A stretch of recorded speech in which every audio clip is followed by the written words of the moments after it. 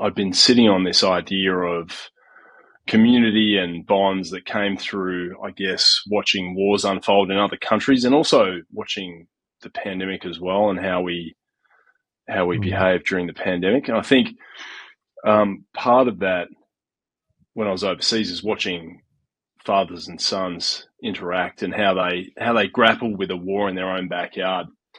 And I had an experience. I remember during one piece of combat, we pulled up next to a compound to kind of rearm and reload, and there was, as we were parked there next to this person's house, the father came out holding his son in his arms, and he sat down with him for probably half an hour and just watched us with his son while we were going about our business. And he was talking to his son the Mm. whole time, kind of whispering to him.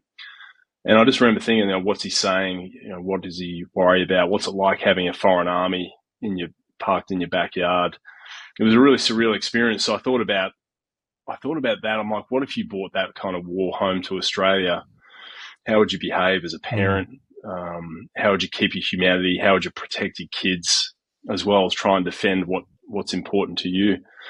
So that's kind of the premise of the book, and I think that's what gave it a few extra layers. It's not just kind of an action story. It does have that at its heart. It's about a father and a son and the Mm. bond they have, and try and preserve that in dire circumstances.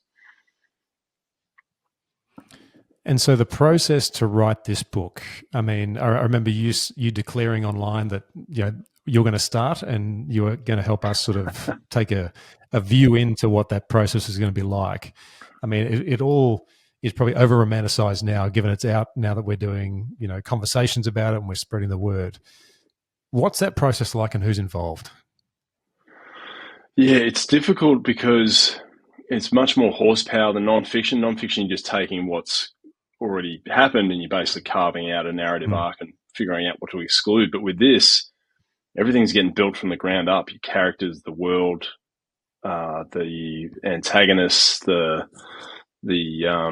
inciting incident, the flow and the ebb and flow of the story is all got to be done from scratch, which is quite hard. I really underestimated how hard it would be. So I kind of did Mm. an outline, a rough outline, and a bit of a treatment, which was probably 9,000 words.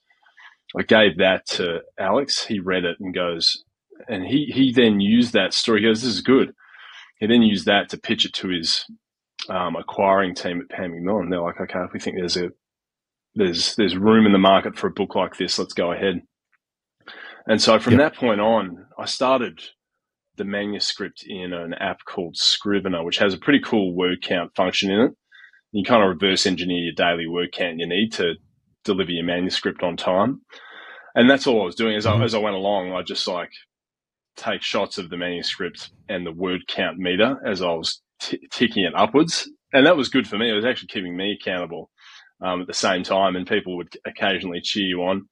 I did hear some research though where they're saying like if you're too public with your goals, that can be an end in itself, and the feedback you get and Mm. encouragement you get from people kind of short circuits the actual goal you're meant to be going for. And I'm like, oh, that's interesting. Yes. So I didn't promote it as much after that, but I found that just sharing the process with people was really good, and it got people interested in what I was doing. It got people interested in writing, but the story as well. And I just think that's helpful that when you come out to actually sell something, which is what you're doing when you're an author, you've already brought people along a little bit for the journey. Yeah, that's right. And the role in the background. I mean, you've got a young son. You'll be thinking very carefully about how that's communicated and what he's going to be reading when he's old enough to sort of take all of this in. It must have added quite a dimension to the book, knowing that there was a parallel now from looking back on that time overseas, seeing the father and son having those conversations while you're on the job, but then also having the son nearby, no doubt coming and tugging on your shirt sleeve a few times, saying, "Let's go and do something else instead of writing." I'm sure it would have been pretty close to home. Yeah, exactly. I tried to keep the writing window during the period he was kind of at kindy and school, but it's on your mind. I mean, Mm. a book like that's on your mind the whole time. So, yeah, it's a lonely endeavor for a while you're doing the manuscript, and then once it's out of that and you're into editing, then you kind of paired up with the team, and it's it's a bit more exciting because they get their hands on it, they see it with fresh eyes, and you kind of know if you're onto something.